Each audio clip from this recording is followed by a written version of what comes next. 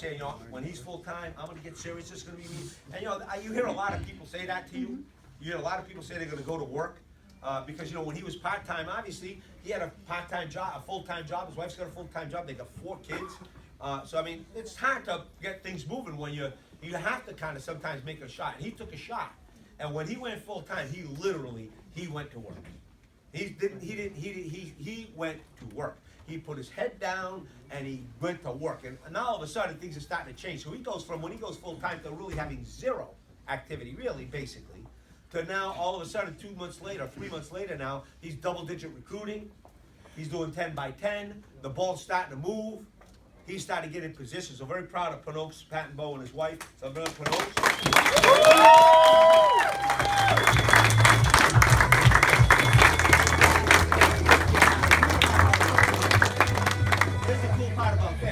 His upline, right, Chris, right, Pinoccs, double digit underneath Chris, but that, Pinoccs didn't do 10, and Chris didn't do 10, Chris did 11. Chris went out and busted on his side of the thing, personally recruiting, building on the other side. Why? Because I think Chris and Jen are really serious about being a regional vice president. And I know I pick on Chris a little bit, right? Because I've known Chris for a long time. I've known him since he was 17. But I will tell you, the last 3 months, I would say the last 3 months, I've seen a change in his seriousness. I've seen a growth, maturity growth spurt, right? And you can tell that he's getting better, and you can tell that he's getting ready. So I'm excited about that too. So the other double-digit recruiter, Chris and Jen Foreman. Woo!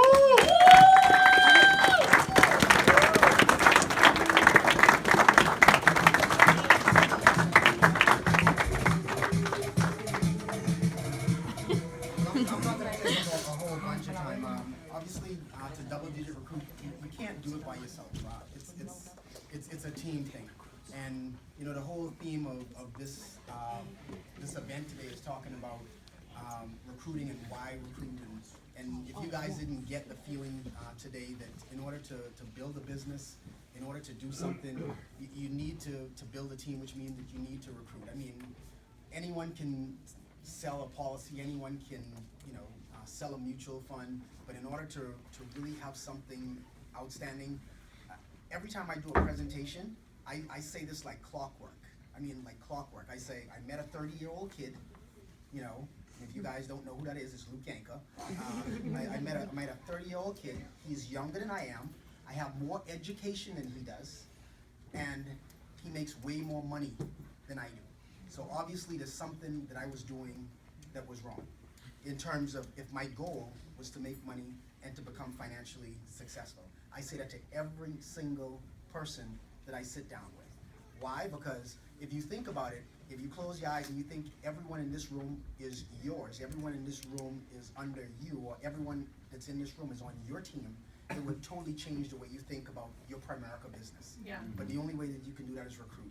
And so I'm up here because of 10 recruits, but I personally did like 3, Manny did like 4, Ray team, did the rest. So it's a team thing, is the way that this whole thing came about. But anyways, one of the first things that I put down here to talk about, I don't think I've heard anyone talk about it, is 25,000 builders points. If you have no clue of what that is, you got 2 days to figure it out. On the 15th, the company is giving everybody that personally recruited one person 25,000 builders premium points to go on a trip that is all expense paid. I mean, if that doesn't get your juices blowing, I mean, something needs to, So you got 2 days to figure it out. Is there a way to get it done? Just like Ray said when he was up here, and Chili did an amazing job of the same thing. There's no perfect way to do it. You just talk to people. Ray talked about the line that we use all the time, which is if I can show you a way to make money doing something different, would it be worth your time? Or if I can show you a way to do something different and to make more money, would it be worth it? Would you be interested? It doesn't matter what you say. Just talk to folks.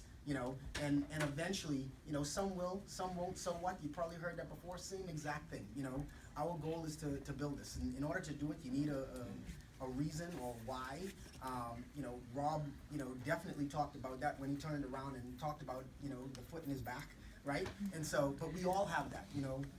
We all have wives or spouses or something like that we're fighting for, that, you know, as men, you know, we want to do something for, you know. And again, if you don't have someone that have their foot in your back, turn to your upline, your RVP. I'm sure that they'll kind of help you out with that process, because we all gotten involved with this thing for something that we want, you know. If all else fails, get a number and have somebody else call. You know, I have no problem in meeting somebody, you know, and introducing myself and talking to that person, and saying, you know what, I'll have someone from my office give you a call. That way, now they're not looking at me and thinking, well, do I want to work with this guy or what have you? You know, have someone else give him a call. I've heard Luke do a bunch of those, you know, and he's calling for somebody else, you know. And so, again, try and figure it out. Like Ray said, think outside the box. I mean, there's no golden way to do it, you know. And then, you know, the last thing that I'll say before I leave here is, you know, you have to ask people to join you. You can't just have a good conversation with someone and not ask. Just like you ask for the sale when you're trying to close, you have to ask someone to join you. Or like Luke liked to say, give us 90 days.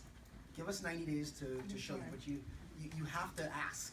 You have to ask. You know, closed mouth don't get fed is what we say in the Bahamas. You know, if you don't ask, it ain't gonna happen. You know, so you have to ask. You know, and that's kind of all I got, and I'll leave the floor to Chris.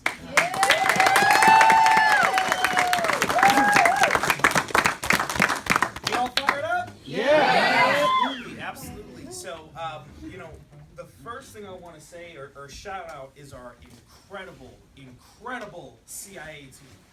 I want to shout you guys out, and you guys could cheer. I want to shout you guys out in a huge way because, number one, every person on our team that's in this competition is ahead. Whoever is competing with somebody on the CIA team, if I'm not mistaken, every single one of us are ahead. The reason for that is because we are serious about recruiting. We're not disillusioned about what Primerica we're in, and we know what we're here for. Does that make sense? Yes. So let's talk about it, okay? There's a couple things I wanted to just kind of leave you guys with. What is it that you want?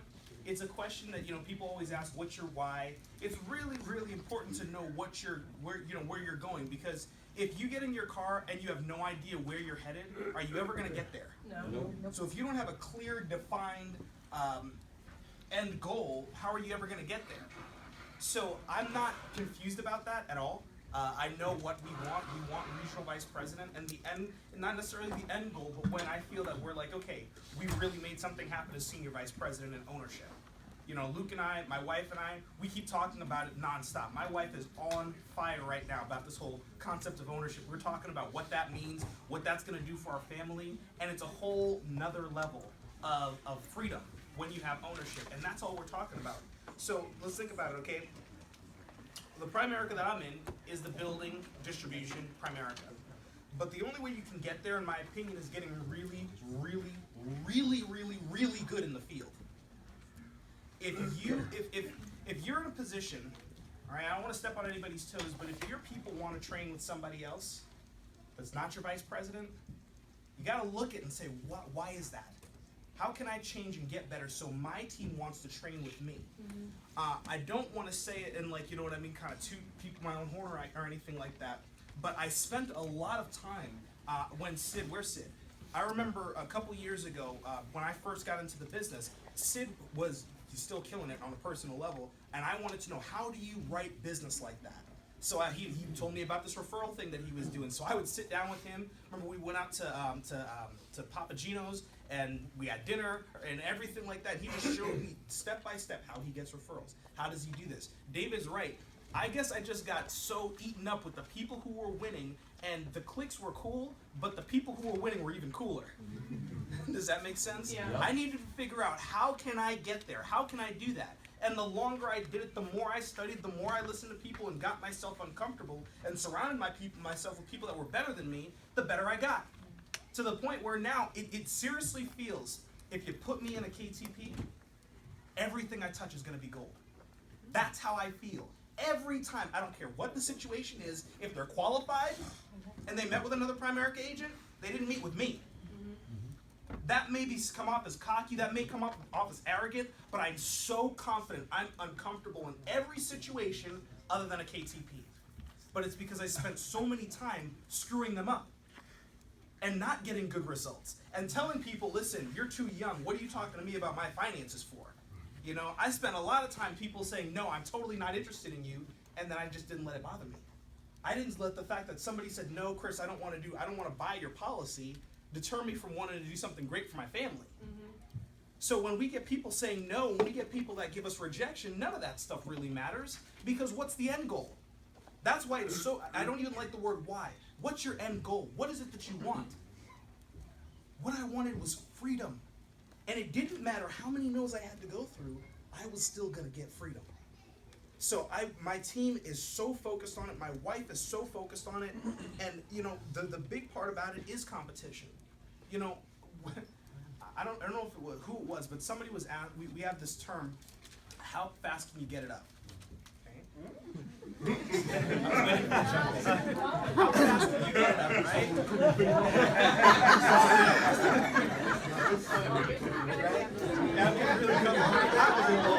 So the question is, how fast can you get it up? What do I mean by that? Okay. It all depends. Right. Find another phrase. So the question is this, right? The month starts, okay? Month end is over. How fast can you get your first recruit? How fast can you get your first transaction? Because when you are at 0 by 0 for any length of time, you're 0 by 0, but then when you have to go to a meeting and say you're 0 by 0, you feel like a dog, right or wrong? Right. But if you got it up before the first meeting, you got your first recruit, you got your first transaction, you walk with your chest out one by one. You know what I mean? You're jacked up because nobody can tell you anything. It's funny, Luke and I, we say, you'll see one person doesn't do any production at all, and he has one recruit, or she has one recruit, they're talking about it for the whole month, right? But their confidence is so high because they got after it quickly. So this one by one contest, I'm serious right now. Let me ask you, who has $124 in their bank account? By the 15th, your grandmother, your sister, your cousin is getting an IBA for those 25,000 points, right or wrong? Right. Yes. If you got $124, there's no reason not one of you guys should be one by one, not be one by the 15th. Because what does it take to win? Whatever it is, whatever it takes, you got to get after it and go do it. So I want to just say this last part here. I personally believe right now there's nothing that Sid and Amanda can do to push David short any more than I can right now. Because we both are competing with each other. We're thinking about it day and night. I seriously feel right now, that's the big reason why I won't let him win. Because I'm going to get the best out of David short. You guys are going to see this dude. And I'm going to get the best out of you. That's exactly right. That's exactly right. Because I'm telling you, nobody, my wife can't get more production out of me right now than you can. Just so you know. Right?